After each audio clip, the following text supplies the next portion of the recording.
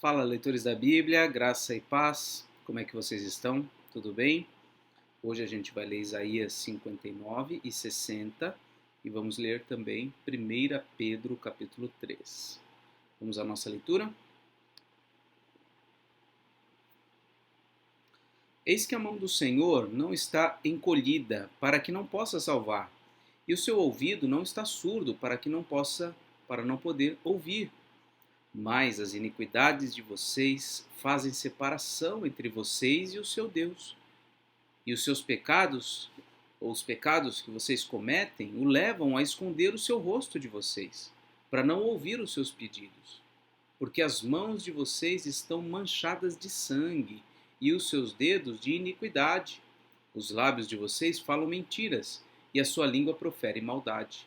Não há ninguém que clame pela justiça, ninguém que compareça em juízo pela verdade. Confiam no que é nulo, e andam falando mentiras, concebem o mal e dão à luz a iniquidade. Chocam ovos de cobra e tecem teias de aranha.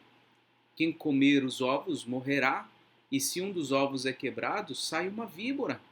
As suas teias não servem para fazer roupa, ninguém pode se cobrir com o que eles fazem. As obras deles são obras de iniquidade, e atos de violência estão nas suas mãos. Os pés deles correm para o mal, são velozes para derramar sangue inocente. Os pensamentos deles são pensamentos de iniquidade, nos seus caminhos há ruína e destruição. Não conhecem o caminho da paz, nem a justiça nos seus passos. Fizeram para si veredas tortuosas, quem anda por elas não conhece a paz. Por isso, o juízo está longe de nós, e a justiça não nos alcança. Esperamos pela luz, e eis que há só trevas. Esperamos pela claridade, mas andamos na escuridão. Apalpamos as paredes como cegos, sim, como os que não têm olhos. Andamos apalpando. Tropeçamos ao meio-dia como nas trevas, e entre os robustos somos como mortos. Todos nós bramamos como ursos e gememos como pombas. Esperamos o juízo, mas ele não aparece. Esperamos a salvação, mas ela está longe de nós, porque as nossas transgressões se multiplicam diante de ti e os nossos pecados testificam contra nós. As nossas transgressões estão conosco e conhecemos as nossas iniquidades. Temos sido infiéis e mentimos contra o Senhor. Nós nos afastamos do nosso Deus. Pregamos a opressão e a rebeldia. Proferimos palavras de falsidade que concebemos em nosso coração. Por isso o direito se retirou e a justiça se pôs de longe, porque a verdade anda tropeçando pelas praças e a retidão não pode entrar. Sim, a verdade sumiu, e quem se desvia do mal é tratado como presa. O Senhor viu isso e desaprovou o fato de não haver justiça. Viu que não havia ninguém e maravilhou-se de que não houvesse o intercessor. Por isso, o seu próprio braço lhe trouxe a salvação, e a sua própria justiça foi o seu apoio. Vestiu-se de justiça como de uma couraça, e pôs o capacete da salvação na cabeça. Pôs sobre si a veste da vingança, e se cobriu de zelo como de um manto, segundo as obras deles. Assim retribuirá aos seus adversários furor, aos seus inimigos o que merecem, as terras do mar a devida recompensa. Assim temerão o nome do Senhor desde o poente, e a sua glória desde o nascente do sol, pois virá como torrente impetuosa, impelida pelo Espírito do Senhor. O Redentor virá a Sião, e aos de Jacó que se converterem, diz o Senhor. Quanto a mim, esta é a minha aliança com eles, diz o Senhor. O meu Espírito que está sobre você, e as minhas palavras que pus na sua boca, não se desviarão dela, nem da boca de seus filhos, nem da boca dos filhos de seus filhos, desde agora e para todo sempre, diz o Senhor. Bom, esse capítulo 59, bem longo, né? Nós temos aqui o que seria essa confissão da maldade nacional, seria o próprio povo reconhecendo os seus pecados, né? Na verdade, não é só como se o povo estivesse falando. Inicialmente, nós temos aqui a denúncia do pecado deles, e em algum ponto aqui, em algum versículo, essa confissão, né? Aqui, ó, peraí. Ó, os pés deles, os pensamentos deles, não conhecem tal. Creio que a partir do versículo 9, se eu não estiver errado, nós temos aqui uma confissão, que aí é onde vem a primeira pessoa do plural, o nós. Por isso o juízo está longe de nós. E aí começa aqui um texto que representa a confissão de pecado da nação. Isso segue adiante. Depois, em algum momento aqui, fala do Senhor, né? Que o Senhor desaprovou isso, e ele vai retribuir as nações rebeldes e assim por diante. Tá? E aqui, esse versículo 21, um resuminho aqui dessa aliança. Olha que interessante isso daqui. Minha aliança com eles. Esta é a minha aliança com eles. O meu espírito que está sobre você e as minhas palavras que pus na sua boca não se desviarão dela, nem da boca de seus filhos, nem dos filhos de seus filhos, desde agora e para todo sempre. Então a aliança de Deus... Nossa, está difícil hoje, hein? O que aconteceu aqui? Pronto. A aliança de Deus com o seu povo consiste na presença do seu Espírito sobre o seu povo e as suas palavras, né, na boca dos seus filhos. Por isso, é tão estranho a gente ver pessoas que assumem a fé cristã, mas que nem mesmo conhecem a palavra de Deus, nem ao menos se interessam em ler, em conhecer as Escrituras, porque isso claramente mostra como eles estão distantes da aliança de Deus, né? Aquele que faz parte da aliança de Deus, ele tem o Espírito Santo e ele tem em suas bocas a palavra, as Escrituras sagradas. E agora a gente vai seguir para o capítulo 60. A glória da Nova Jerusalém. Levante-se, resplandeça, porque já vem a sua luz, e a glória do Senhor está raiando sobre você. Porque eis que as trevas cobrem a terra, e a escuridão envolve os povos.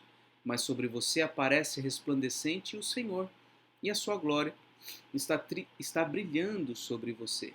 As nações se encaminham para a sua luz, ó Jerusalém, e os reis são atraídos para o resplendor do seu amanhecer. Levante os olhos ao redor e veja. Todos se reúnem e vêm até você. Os seus filhos chegam de longe e as suas filhas são trazidas nos braços. Ao ver isso, você ficará radiante de alegria. O seu coração baterá forte e se dilatará de júbilo, porque você receberá a abundância do mar e as riquezas das nações serão trazidas a você. O seu território ficará coberto por uma multidão de camelos, os dromedários de Midian e de Efa. Todos virão de Sabá, trarão ouro e incenso e publicarão os louvores do Senhor. Todas as ovelhas de Quedar se reunirão junto de você. Os carneiros de Nebaiote a servirão. Serão aceitos ao serem oferecidos sobre o meu altar, e eu tornarei mais glorioso o templo da minha glória. Quem são estes que vêm voando como nuvens e como pombas voltando ao pombal? Certamente as terras do mar me aguardarão. À frente virão os navios de Tarsis para trazerem de longe os seus filhos a Jerusalém, e com eles a prata e o ouro para a santificação do nome do Senhor seu Deus e do Santo de Israel, porque ele revestiu você de glória. Estrangeiros edificarão as suas muralhas, e os seus reis a servirão, porque no meu furor eu a castiguei, mas na minha graça tive compaixão de você. Os seus portões estarão sempre abertos, não serão fechados, nem de dia nem de noite, para que lhes sejam trazidas as riquezas das nações, e conduzidos com elas os seus reis. Porque a nação e o reino que não a servirem perecerão. Sim, essas nações serão totalmente arrasadas. A glória do Líbano virá a você, o cipreste, o olmeiro e o bucho conjuntamente, para adornarem o lugar do meu santuário, e farei glorioso o lugar em que descansam os meus pés.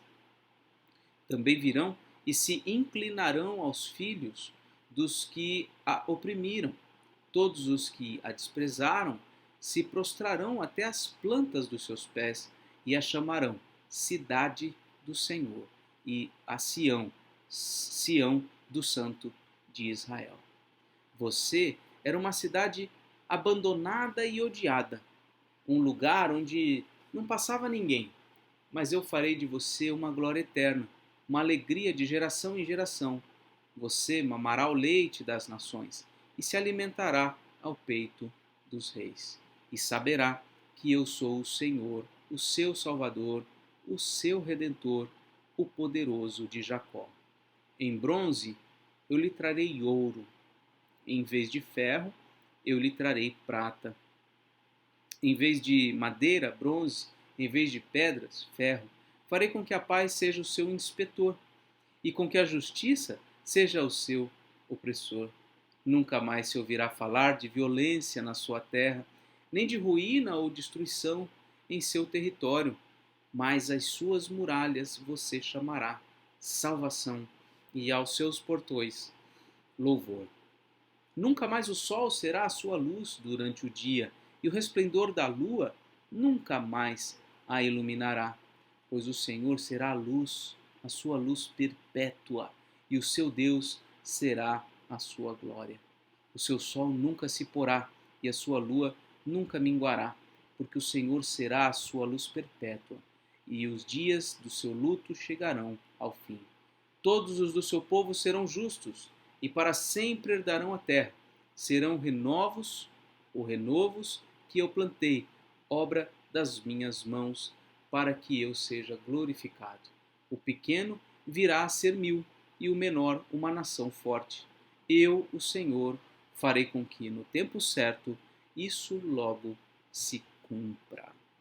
Então, um capítulo aqui maravilhoso da descrição da Nova Jerusalém e da glória, né, que o povo de Deus irá desfrutar nessa cidade santa. E agora vamos a 1 Pedro, capítulo 3, deveres dos casados. Igualmente, vocês, esposas, estejam sujeitas, cada uma a seu próprio marido, para que, se ele ainda não obedece à palavra, seja ganho sem palavra alguma, por meio da conduta de sua esposa, ao observar o comportamento honesto e cheio de temor que vocês têm. Que a beleza de vocês não seja exterior, como tranças nos cabelos, joias de ouro e vestidos finos, mas que ela, a beleza, esteja no ser interior, uma beleza permanente, de um espírito manso e tranquilo, que é de grande valor diante de Deus.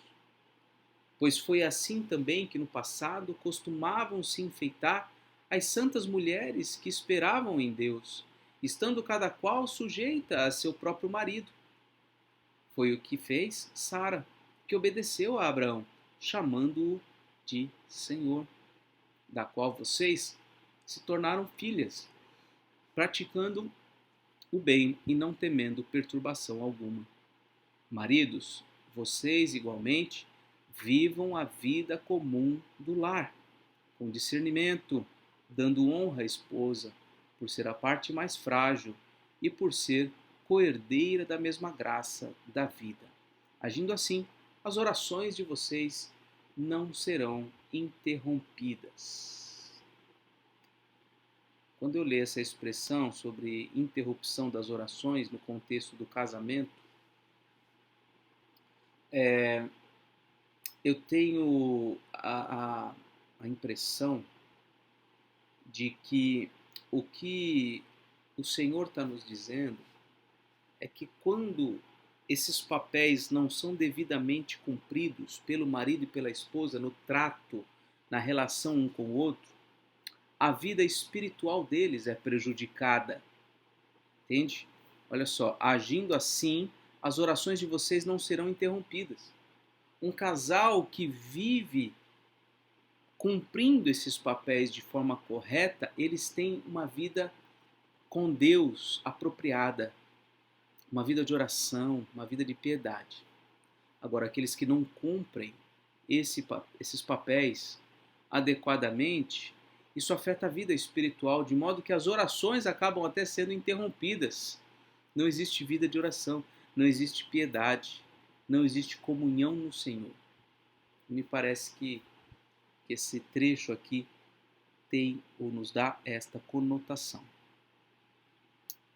Finalmente, tenham todos o mesmo modo de pensar. Sejam compassivos, fraternalmente amigos, misericordiosos, humildes, não paguem mal com mal, nem ofensa com ofensa. Pelo contrário, respondam com palavras de bênção, pois para isto mesmo vocês foram chamados, a fim de receberem bênção por herança. Pois aquele que quer amar a vida e ter dias felizes, refreie a língua do mal e evite que os seus lábios falem palavras enganosas. Afaste-se do mal e pratique o bem. Busque a paz e empenhe-se por alcançá-la, porque os olhos do Senhor repousam sobre os justos e os seus ouvidos estão abertos às suas súplicas. Mas o rosto do Senhor está contra aqueles que praticam o mal. Ora, quem há de maltratá-los se vocês forem zelosos na prática do bem? Mas mesmo que venham a sofrer por causa da justiça, vocês são bem-aventurados. Não tenham medo das ameaças, nem fiquem angustiados. Pelo contrário, santifiquem a Cristo como Senhor no seu coração, estando sempre preparados para responder a todo aquele que pedir razão da esperança que vocês têm. Mas façam isso com mansidão e temor, com boa consciência, de modo que naquilo em que falam mal de vocês, fiquem envergonhados esses que difamam a boa conduta que vocês têm em Cristo. Porque se for da vontade de Deus, é melhor que vocês sofram por praticarem o bem do que praticando o mal.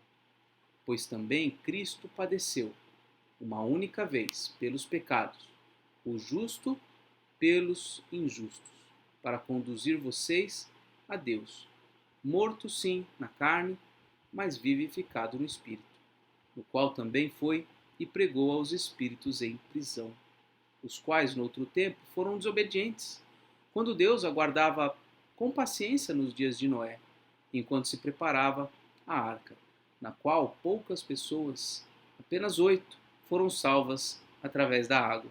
O batismo, que corresponde a isso, agora também salva vocês, não sendo a remoção das impurezas do corpo, mas o apelo por uma boa consciência para com Deus, por meio da ressurreição de Jesus Cristo, que, depois de ir para o céu, está à direita de Deus, ficando-lhe subordinados anjos, potestades e poderes. Bem, irmãos, nós temos aqui então essas instruções a respeito dos casados, um estímulo aqui ao amor fraternal, né, e o cuidado aqui em não praticar a vingança, cuidar da língua e assim por diante. E aqui essa parte final sobre o sofrimento como seguidor de Cristo, que é bênção, né? Na realidade é bênção quando os cristãos são perseguidos por causa de Cristo e devem estar sempre preparados para explicar, para dar a razão da esperança que tem. A perseguição por causa de Cristo certamente é e sempre foi uma grande oportunidade de anunciar a fé evangélica, a fé em Cristo. Quem sabe até, se Deus permitir, outros podendo, ouvindo o Evangelho e vendo o testemunho, poderão se converter ao Senhor. Então é isto. Vamos orar? Senhor nosso Deus, te damos graças, Pai, pela tua palavra.